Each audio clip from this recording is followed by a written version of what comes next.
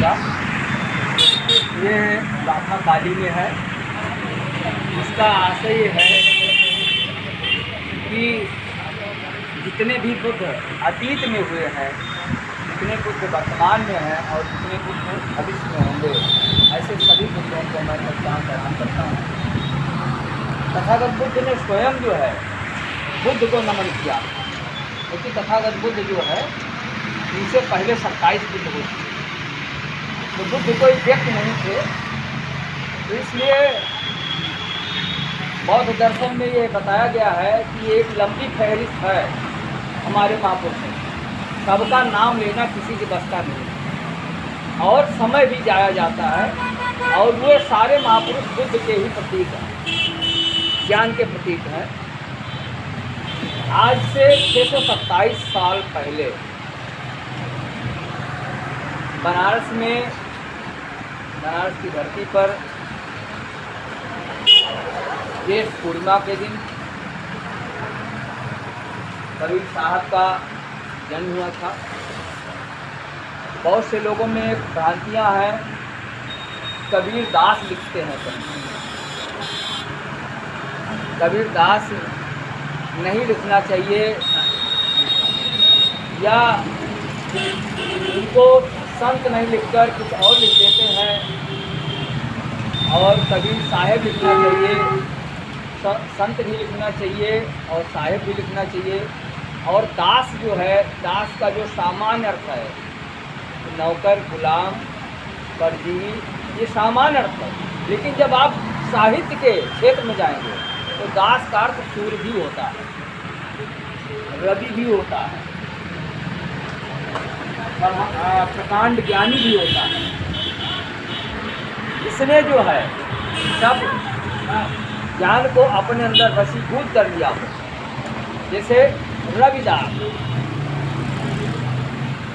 संत रविदास लिखा जाता है। ये रविदास के संदर्भ में ये जो मैं बता रहा हूँ ये लिखा गया है, तो वही बात जो है कबीर साहब के ऊपर भी लागू होती है। कबीर साहब भी जो है ये ज्ञान को जो है अपने अंदर समाहित कर लिए, जिसको कहा जाता है कि अपना दास बना लिए थे। ज्ञान जो है उनका दास हो गया था। तो अब ज्ञान किस प्रकार का था कि कबीर साहब ने लिखा था कि मस्य कागज छुयो नहीं, कलम गई नहीं हाथ। बहुत से लोग जो कहते हैं कि जो व्यक्ति शिक्षित नहीं होगा वो ज्ञानी नहीं होगा। ज्ञान का आधार किताब काफी नहीं है, डिग्रियाँ नहीं है, ज्ञान का आधार अनुभव है। और कबीर साहब ने कहा था कि सब कहते हैं कागज की लेखी, मैं कहता हूँ अध्ययन की लेखी। मैं जो आँख से देखता हूँ मैं उसको कहता हूँ, जो कागज में लिखा है मैं उसकी बात नहीं करता हूँ। तो ये जो है कबीर साहब मध्यम मार्गी विचारधारा के थे। कबीर साहब का जब आप चित्र देखेंगे तो उनके हाथ में इस तरीके की आप पाएंगे। यही स्थिति तथागत बुद्ध के ये हाथ में रहता था। ये मध्यम मार्गी विचारधारा है। अति का भला न बोलना, अति की भली न चूक, है ना। तो हम मध्यम मार्ग का प्रयोग करें। और कबीर साहब कहते थे कि जितना मनी माइंड टाइम हम किसी चीज़ की बुराई में लगाते हैं उतना ही हम जो है उसको अच्छाई में लगाते हैं। हम बुराई बहुत से लोग तो कर जाते हैं, लेकिन उसका समाधान क्या है, समस्या बता देते हैं लेकिन समाधान नहीं बताते हैं। तो हमें समस्या और समाधान दोनों पर फोकस करना चाहिए। तो कबीर साहब के जीवन में बहुत सारी घटनाएं थी और बहुत सारे दोहे शब्द साखी रमैनी के माध्यम से कहे गए। और वर्तमान में जो कबीर साहब के दोहे मिलते हैं, शब्द साखी रमैनी मिलती है, उसमें 90% मिलावट है। मिलावट उसी प्रकार से जैसे हमारे देश में जितनी खाद्य सामग्री है, चाहे ठेले पर बिकती हो चाहे मंडी में बिकती हो, सब में मिलावट हो रही है। उसी तरीके से उनके विचारों में भी मिलावट हो रही है। आज हम सब लोग जो पढ़ते हैं वो कबीर साहब की, क्योंकि कबीर साहब ने स्वयं कुछ नहीं लिखा। हमारे भारत में 2 ऐसे महापुरुष हुए, एक पहले हुए तथागत बुद्ध, उन्होंने भी लेखनी नहीं चलाई, केवल उन्होंने कहने का काम किया, बताने का काम किया, मार्गदर्शक का काम किया, शास्त्र का काम किया। उसी प्रकार से कबीर साहब ने भी लिखने का काम नहीं किया, अपनी वाणी के माध्यम से लोगों को ज्ञानार्जन करने का काम किया, मार्गदर्शन करने का काम किया कि लोग रास्ता केवल बताने से काम नहीं चलेगा, उस रास्ते पर चल कर दिखाने का काम होगा।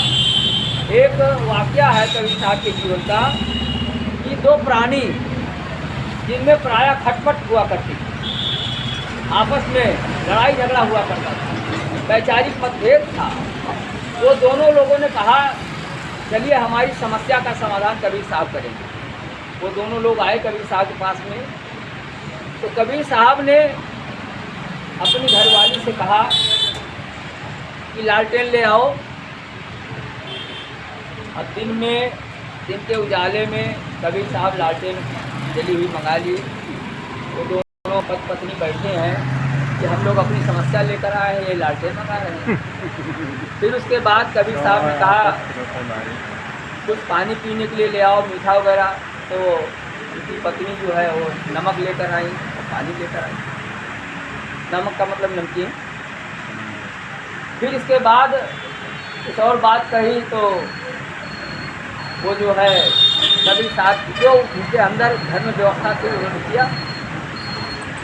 तो वो दोनों प्राणी जो पति पत्नी थे, जो संगी थे, उनको राइस नहीं हुआ और कबीर साहब पर बर्फ पड़े कि हम अपनी समस्या का समाधान करने आए हैं और आप क्या मंगा रहे हो, कभी जो अंगूर मंगा रहे हो तो नमकीन आ रहा, कभी लालटेन मंगा रहे हो, कभी कुछ मंगा रहे हो, क्या मतलब है? तब कबीर साहब ने कहा मतलब निकालने के लिए ही तो मैंने सब किया है। कहीं क्या मतलब है? कहीं जब मैंने अपनी पत्नी से कहा कि लालटेन ले आओ तो उन्होंने कभी ये नहीं पूछा कि दिन के उजाले में लालटेन की क्या ज़रूरत है। दिन के उजाले में लालटेन की क्या ज़रूरत है? तो मेरे ऊपर विश्वास था कि लालटेन मंगा रहे हैं तो कोई विशेष कारण से मंगा रहे हैं। दोबारा जब हमने कहा कि कुछ मीठा ले आओ पानी पीने के लिए तो नमकीन ले आए। हम समझ गए घर में मीठा खत्म हो गया है तो नमकीन ले आए। तो हमारा उनके ऊपर विश्वास है, उनका हमारे ऊपर विश्वास है, और जब एक दूसरे पर विश्वास रहेगा तो समाधान हो जाएगा, और जब विश्वास खत्म हो जाएगा तो समस्या बनी रहेगी। वो दोनों ने कबीर साहब को जो है नतमस्तक किया और कहा कि कबीर साहब मैं समझ गया कि आपने हमारी समस्या का समाधान कर दिया। वास्तव में हम दोनों के बीच में विश्वास की कमी थी, तो जहाँ भी विश्वास की कमी होगी वहाँ शक की गुंजाइश होगी और वहाँ समस्या पैदा होगी। तो कबीर साहब हर बात जो है, जैसे तथागत बुद्ध जो है हर बात को जो है तर्क की कसौटी पर कसते थे और कहते थे, इसलिए कहा जाता था तर्कवाद के महापंडित थे कबीर साहब। उनकी हर वाणी में, हर उच्चार में जो है तर्क होता था और तर्क ही उसकी आधारशिला होती थी। और कबीर साहब बिना किसी तर्क की किसी बात को कहने का कार्य नहीं करते थे। तो वो जो है उनका जीवन, उन्होंने कहा कि अगर बनारस में कोई मरता है उसको स्वर्ग हो जाता है, तो उसमें राम का कौन नहीं हो रहा? उसमें राम का क्या योगदान है? कहीं और मरे और स्वर्ग हो जाए तब तो राम का वो है। तो इसलिए उन्होंने कहा कि हम क्यों न बनारस छोड़ दें, हम घर चले आए। तो जैसे अजय सरोज जी ने कहा था, तो वास्तव में जितने भी सामाजिक क्रांतिकारी हमारे भारत में पैदा हुए और सामाजिक क्रांति की बात और समता करुणा प्रज्ञा प्यार की बात जिन्होंने किया, वास्तव में समाज का वो वर्ग जो ढोंग और पाखंड को हमेशा बनाए रखना चाहता था, जो वो वर्ग जो हमेशा अंधेरा कायम रखने के लिए प्रयासरत रहता था, वो वर्ग आज भी है कि अंधेरा कायम रहेगा, झूठ कायम रहेगा, वो आज भी है और हमेशा रहेगा। जैसे दिन और रात का दो पक्ष है, ऐसे काले और उजाले का दो पक्ष हमेशा रहेगा, अच्छाई बुराई का पक्ष रहेगा। कभी अच्छाई जीतती है तो कभी बुराई जीतती है, ये लगा रहता है। तो इस तरीके से जो है उनके समय में भी ये बात थी और उस पर उन्होंने लगातार प्रहार किया। वे कभी जो है, और उस प्रहार करने के नाते जो मनुवादी व्यवस्था का विचारधारा का पोषक था उसको भी वह बात बुरी लगती थी। ये तो मंदिर की बुराई करते हैं, ये तो राम की बुराई करते हैं, ये देवी देवताओं की बुराई करते हैं। और जो दूसरा वर्ग था जो ना फोटो लगाता था ना मूर्ति बनाता था, लेकिन माइक लेकर 4 बजे से अलार्म देना शुरू कर देता था। तो कहते थे क्या बहिरा हुआ खुदा है? खुदा बहिरा है क्या जो माइक लगाकर चिल्ला रहे हो?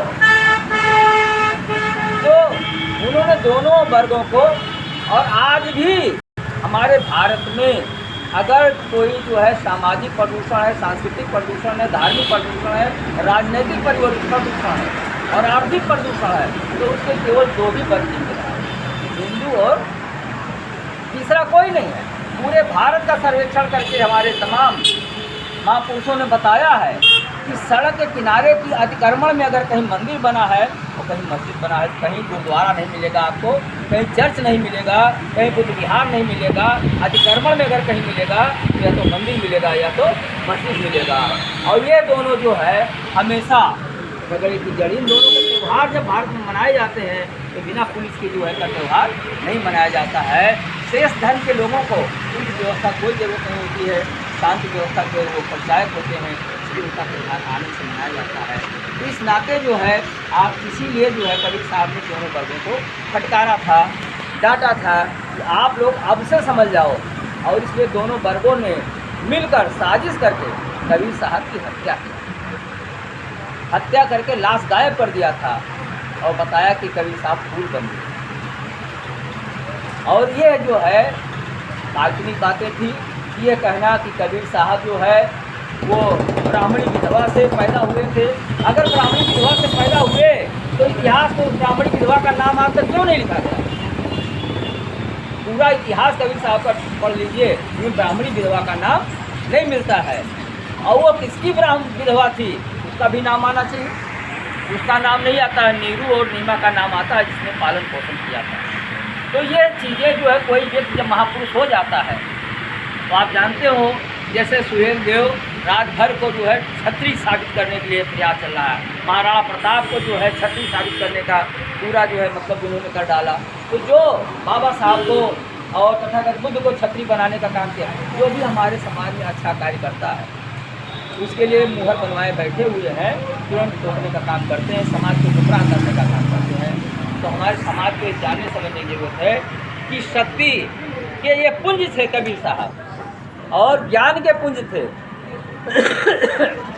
ऐसे ज्ञान के महानायक को जो है ये कह देना कि हाँ ये ब्राह्मण के यहाँ पैदा हुए थे, ये क्षत्रिय के यहाँ पैदा हुए थे, तो ये जो है कपोल कल्पित चीज़ें हैं।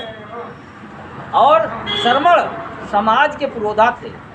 श्रम करके जिस प्रकार से आप रविदास साहब को देखते हो कि श्रमण समाज के पुरोधा थे, उसी प्रकार से कबीर साहब भी श्रमण समाज के पुरोधा थे। वो भी जो है वो क्या कहा जाता है, वो कताई का जो काम करते थे, कपड़ा बुनाई का काम करते थे।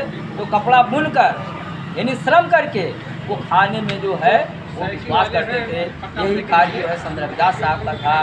तो इस तरीके से जो है यही कार्य जो है तथागत बुद्ध का था कि वो भी जो है श्रम साधना का काम करते थे। सभी महापुरुषों ने श्रम साधना का काम किया है, लेकिन समय समय पर समाज के लोगों को गुमराह करने का काम किया है। आवश्यकता इस बात की है कि हमारे लोग जो है गुमराह करने वाले हमेशा गुमराह करेंगे, लेकिन हमारे लोगों को जो है गुमराह होने से बचने की आवश्यकता है। और गुमराह होने से बचने के लिए ये क्या होता है कि तथागत बुद्ध ने महीने में 4 दिन, एक महीने में 4 दिन फिक्स कर दिया। इन चारों दिनों में आप इकट्ठा बैठिए, उठिए, विचार विमर्श करिए, सामाजिक व्यवस्था पर, सांस्कृतिक व्यवस्था पर, धार्मिक व्यवस्था पर, आर्थिक व्यवस्था पर, राजनीतिक व्यवस्था पर विचार विमर्श करिए। इन एक हफ्ते के अंदर जो कुछ ये 5 क्षेत्रों में प्रदूषण आ जाए, उस एक हफ्ते के बाद जब हम बैठेंगे तो प्रदूषण दूर हो जाएगा। हम उस पर विचार विमर्श करेंगे, उस पर वो करेंगे। आपके तथागत बुद्ध की बनाई हुई व्यवस्था को ही देखकर इस्लाम धर्म के लोगों ने साप्ताहिक कार्यक्रम किया। हर शुक्रवार जुमा के दिन लोग एक जगह इकट्ठा होते हैं। हमारे यहाँ जो है दिन फिक्स नहीं किया गया, हमारे यहाँ 2 अष्टमी फिक्स किया गया है और पूर्णिमा और अमावस फिक्स किया गया है। तो आज पूर्णिमा उपोषण दिवस है और उपोषण दिवस जो है यह मानव को सुखी और शांत रखने का जो है बहुत अच्छा माध्यम है। पिछली बार हम लोगों ने बैठक में अनुरोध किया था कि हम लोग जब कभी आवें बुद्ध विहार या बुद्ध के दर्शन के स्थान पर कहीं भी जाएं तो एक ड्रेस उपासक का ड्रेस होता है, सफ़ेद कपड़ा। आप बिल्कुल सस्ता कपड़ा खरीद लीजिए कि हफ्ते में 1 दिन पहनना है। एक दिन पहनना है, सफ़ेद वस्त्र में आए। जब यहाँ से निकलेंगे तो सफ़ेद में निकलेंगे तो जितने लोग देखेंगे तो जान जाएंगे कि आप जैसे शुक्रवार को देखते हैं कि सारे लोग जब नमाज़ पढ़ने जाते हैं तो सफ़ेद वस्त्र में जाते हैं, तो उसमें अगर टोपी उतार लें तो आप नहीं पहचान पाओगे कि इस्लाम धर्म का आदमी। जो टोपी लगा लेता है तो सबके सब जो है जान जाते हैं। तो एक ड्रेस कोड होता है, ऐसे जो है ड्रेस कोड होता है, और ड्रेस कोड के साथ साथ एक और पहचान है, वो भाषा की भाषा। सभी धर्म की भाषा है, लेकिन सबसे बड़ा अन्याय बुद्ध धर्म के अनुयायी भारत में कर रहे हैं कि बुद्ध धर्म के तथाकथित अनुयायी तो बनना चाहते हैं, लेकिन बुद्ध धर्म की भाषा को सीखना नहीं चाहते हैं, पाली भाषा को इग्नोर करना चाहते हैं। पाली भाषा के नाम पर तमाम नौकरी करने वाले गोंडा के लोगों ने इस प्रकार से कहा, अरे अभी हमारी उम्र नहीं है पाली सीखने की। तो पाली सीखने की उम्र होती है। आप जो है खुद की बात करते हो, खुद वचन की बात करते हो, आप धम्म पिटक विनय पिटक और जो है क्या कहते हैं शुद्ध पिटक की बात करते हो, आप कैसे पढ़ पाओगे? पाली नहीं जानते। अगर पाली नहीं जानना चाहते हो तो समाज को क्यों गुमराह करोगे और जो है पता चला अर्थ का अनर्थ बताओगे। इसलिए पाली सीखना, जिस प्रकार से इस्लाम धर्म के लोग स्कूल भले न जाएं, लेकिन उनको कुरान की आयतों का जानना अनिवार्य होता है। वो कुरान की आयतों को अनिवार्य रूप से जानते हैं। सिख धर्म के लोग जानते हैं। सिख आपस में मिलेंगे तो किस भाषा में बात करेंगे? पंजाबी भाषा में बात करेंगे। इसी प्रकार से जो इस्लाम धर्म के लोग हैं अपनी भाषा में बात करते हैं, लेकिन बौद्ध दर्शन के लोग जहाँ मिलेंगे वो आपस में पाली में बात करते ही नहीं, क्योंकि उनको पाली मालूम ही नहीं। ये पहचान होनी चाहिए। एक कोड लैंग्वेज है कि हम लोग कहीं भीड़ में खड़े हों, दो लोग हों, आपस में पाली में बात कर लें, तीसरा आदमी ना जान पाए। लिखने पढ़ने का अभ्यास करें। तो इसके प्रति जो हमारा समाज जो है बिल्कुल से उपेक्षित और उदासीन है, इसके प्रति उसे सक्रिय होना चाहिए। हम यहाँ पर इकट्ठा होते हैं तो केवल जो है किसी महापुरुष के बारे में खूब ढेर सारी बातें ही कह देने की बात नहीं है। कहना अच्छी बात है, सुनना अच्छी बात है, लेकिन उसके साथ साथ उनके उस विचारों का अनुयायी कैसे बने, उनके बताए हुए सीलों का पालन कैसे करें, हमारे अंदर करुणा की भावना कैसे आवे। अगर इन सब की हमें आत्मसात करना है तो पाली को जरूर जानना और समझना चाहिए। और मैं देख रहा हूँ कि पूरे उत्तर प्रदेश में सबसे ज़्यादा उदासीन और उपेक्षा करने वाला गोंडा जनपद है, जो पाली भाषा से दूर भागता है। सफ़ेद बस भी पहन लेगा, लेकिन वो तबीज़ पहनना नहीं छोड़ेगा, वो ये यहाँ पहनना नहीं छोड़ेगा, वो अंगूठी पहनना नहीं छोड़ेगा। क्या बुद्ध के अनुयायी बनना चाहिए? तमाम चीज़ें सफ़ेद पहन लेते हैं, लेकिन यहाँ तबीज़ पहने हुए हैं, यहाँ पर गंडा बांधे हुए हैं, अंगूठी पहने हुए हैं। आप क्या दर्शाना चाहेंगे? यहाँ पर फ़ोटो खींच रहे हैं, वीडियो बन रहा है, वायरल हो रहा है। जब जाएगा तो हमारा जंजीर, हमारी अंगूठी सब इसमें दिखाई पड़ेगा? नहीं दिखाई पड़ेगा। हम खुद बिहार में खड़े हैं तो हम क्या दिखा रहे हैं? या तो हरिप्रसाद से कह दिया जाए भैया फ़ोटो ना खींचो, वीडियो ना बनाओ, और जब वीडियो बनेगा वायरल होगा तो हम जो नहीं कहते हैं ये वीडियो बोलता है। इसलिए ज़्यादा कुछ न कहते हुए अंधेरे को कोसो मत, अंधेरा मन से दूर भगाओ, अज्ञान अंधेरा पास न फटके, ज्ञान के दीपक पर बच जाओ। नमो इंडिया, जय हिंद। और मेरी बातों को जो है आना दीजिएगा। धन्यवाद बड़े बाबू जी, आप जो है